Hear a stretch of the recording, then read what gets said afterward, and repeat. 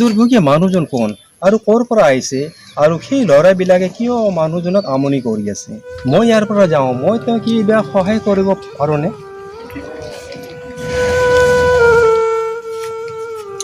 জয় পৰা জয় যাবা।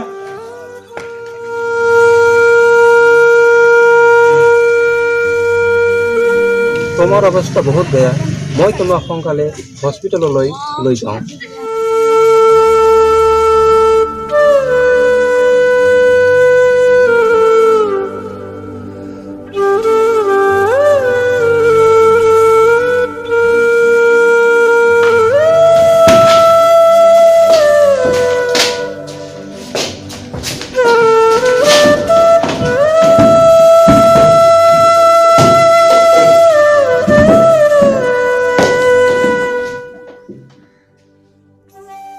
মাইনা মাইনা মাইনা মাইনা মাইনা মাইনা। তুমি চিন্তা নকৰিবা, মই তোমাৰ লগৰ ৰুমটোতে আছোঁ আৰু মই মাজে মাজে আহি তোমাক দেখা কৰিম।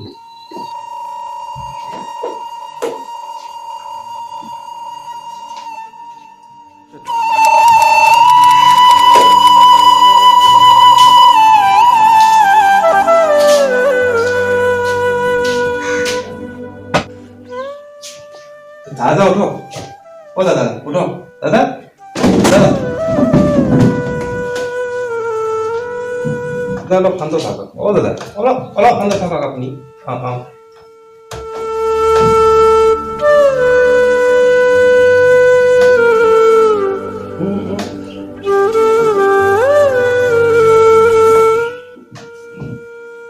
একটু লওঁচোন। খোৱা খোৱা খোৱা খোৱা মুখত দিয়ে।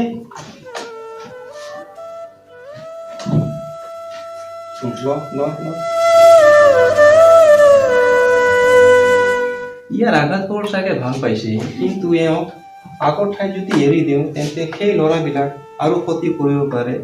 গতিকে এওঁক মই নিজৰ লগত ৰাখি মানসিক ডক্তৰ দেখুৱাই চিকিৎসা প্ৰদান কৰিম আৰু মই নিজেও তেওঁক সেৱা শুশ্ৰূষা কৰিম। হেল্ল' ডক্টৰ খান, মই এজন মানসিক ৰোগীক আপোনাৰ চেম্বাৰত লৈ গৈ আছোঁ। আপুনি আছে নহয়? অঁ thank you thank you thank you sir.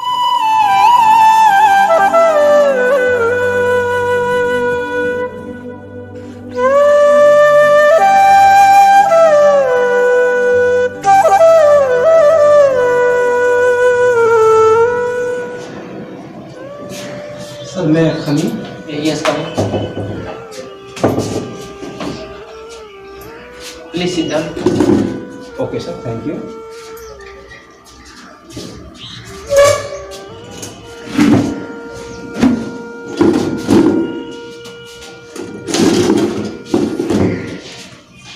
কি অসুবিধা আছিল আপোনালোকৰ?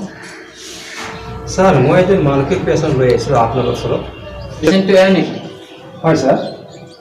ইয়াৰ বিষয়ে অলপ বহলাই কওক।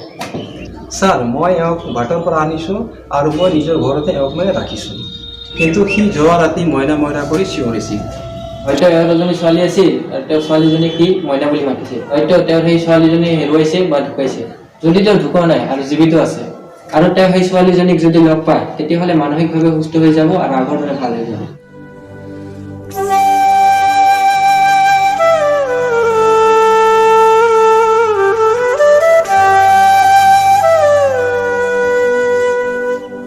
এই ঔষধখিনি 3 মাহ খুৱাব, যদিও সি ভাল নহয় কিন্তু নিয়ন্ত্ৰণত থাকিব। থেংক ইউ ছাৰ, তেতিয়াহ'লে আহোঁ।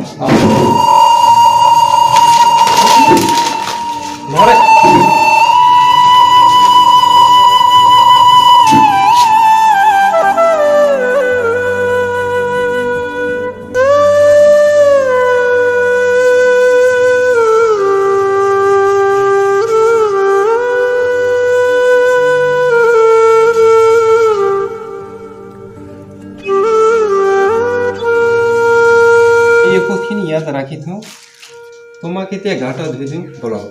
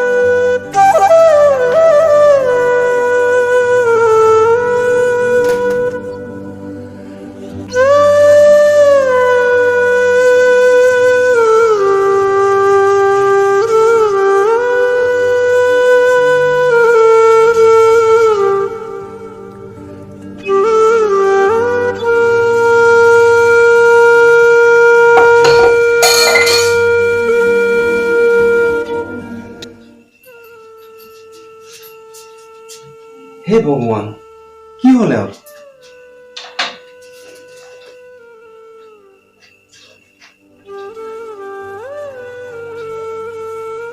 মই লৈ অহা ছোৱালীজনীৰ লগত হয়তো অইন কিবা সম্পৰ্ক আছে, সেইকাৰণে হয়তো তেওঁ মূৰ্ছিত হ'ল।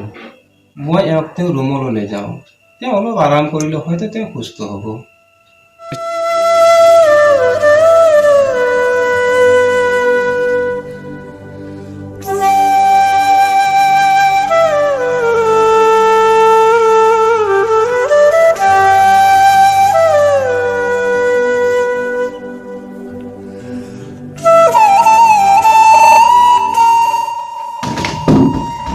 আপুনি কোন? মই ইয়াত কেনেকৈ আহিলোঁ? আপুনি বাটত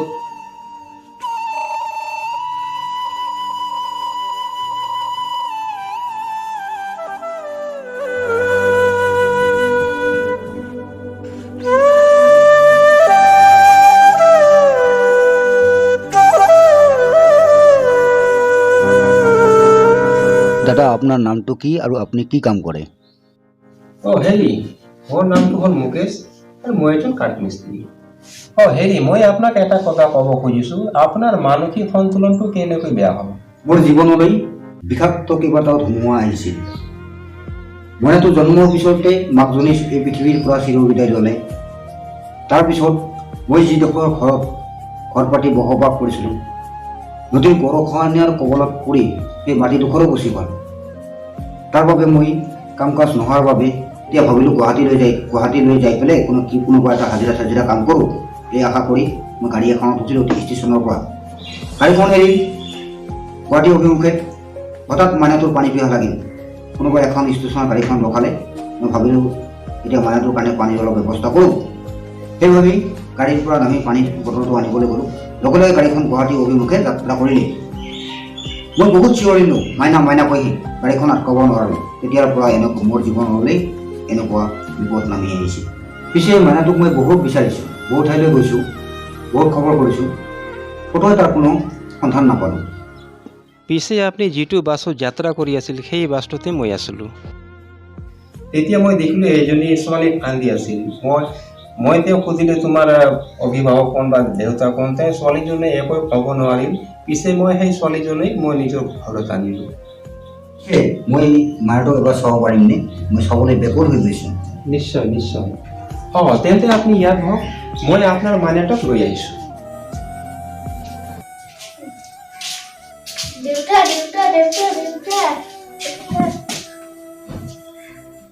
আজি এবছৰ পিছত তোমাক পালোঁ মই। মইনা, তুমি ইমান দিন ক'ত আছিলা? ইমান দিন পিছত তোমাক মই পাইছোঁ। মইনা, তুমি ক'ত আছিলা ইমান দিন?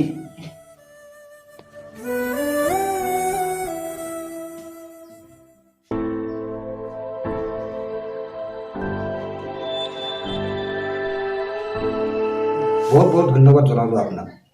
মোৰ ছোৱালীজনী আজি এবছৰ হ'ল হেৰুৱা। এই এবছৰৰ পৰা তুমি পাই পেলাই যিখিনি যত্ন কৰিলা, ছোৱালীজনী লিখা পঢ়াও কৰা আছা, তাৰ বাবে অশেষ ধন্যবাদ জনাওঁ। এই পৃথিৱীত মোৰো কোনো নাই, আৰু আপোনাৰ ঘৰ বাৰী ধ্বংস হোৱাৰ কাৰণে আপোনাৰ থকাৰ কোনো ঠাই নাই। গতিকে মই এই কথা ভাবিছোঁ যে আপুনি আৰু মই একেলগে থাকি একেলগত কাম কৰি এই ছোৱালীজনীক পঢ়াই শুনাই শিক্ষিত কৰি তুলিম।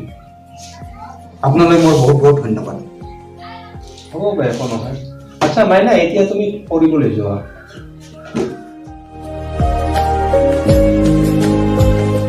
আপুনি মোৰ দৰে পাগল মানুহ এজনক সেৱা শুশ্ৰূষা কৰিলা, আৰু আপোনাৰ নিজৰ ঘৰত ৰাখি পেলাই মানসিক ডক্তৰক দেখুৱাই ট্ৰিটমেণ্টো কৰিলা।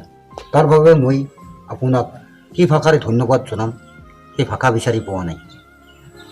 নাই, মই এইটো কোনো ডাঙৰ কাম কৰা নাই। এইটো মোৰ এটা মানৱীয় কৰ্তব্য। সোণতকৈ সাপৰ বিষৰ মূল্য বেছি। ঠিক তেনেদৰে এইখন সমাজত ভাল মানুহতকৈ বেয়া মানুহৰ সংখ্যাটো বেছি। মই কিন্তু আপোনাক বেয়া মানুহ বুলি কোৱা নাই। মই জানো যিজন ভাল ব্যক্তি তেওঁ নিজৰ গুণ কেতিয়াও নাগায়। পিছে আপুনি এই গুণটো ক'ৰ পৰা আহৰণ কৰিলে? মই সৰু কালৰে পৰাই ডক্টৰ ভূপেন হাজৰিকা দেৱৰ এটি গান শুনি আহিছোঁ, আৰু এতিয়াও শুনি থাকোঁ, আৰু সেই গানটোৱে মোক মটিভেট কৰি থাকে। কৰি ক'বনে আপুনি সেই অমৰ গানটো কি? এই অমৰ গানটো হ'ল, মানুহে মানুহৰ বাবে যদিহে অপনো নেভাবে, কোনো এটা গানে যে এজন মানুহক ইমান সলনি কৰিব পাৰে আৰু মহান বনাব পাৰে সেইটো মই আজিহে বুজি পালোঁ। তুমি জানানে এই পৃথিৱীত আটাইতকৈ ডাঙৰ ধৰ্মটো হ'ল মানৱ ধৰ্ম। ভগৱানক মই আজিলৈকে দেখা নাই, কিন্তু তুমি মোৰ জীৱনলৈ ভগৱানৰ ৰূপত আহিলা, যাৰ বাবে মোৰ জীৱনটো সুখৰ হ'ল। তুমি মোক ভগৱানৰ ঠাইত বহুৱাই মোক পাপৰ সাগৰত নেপেলাবা। যিটো মই কৰিছোঁ এইটো হ'ল এটা মানৱীয় কৰ্তব্য। এই নাই নাই, কি কৰে আপুনি? হা, কি কৰে ন?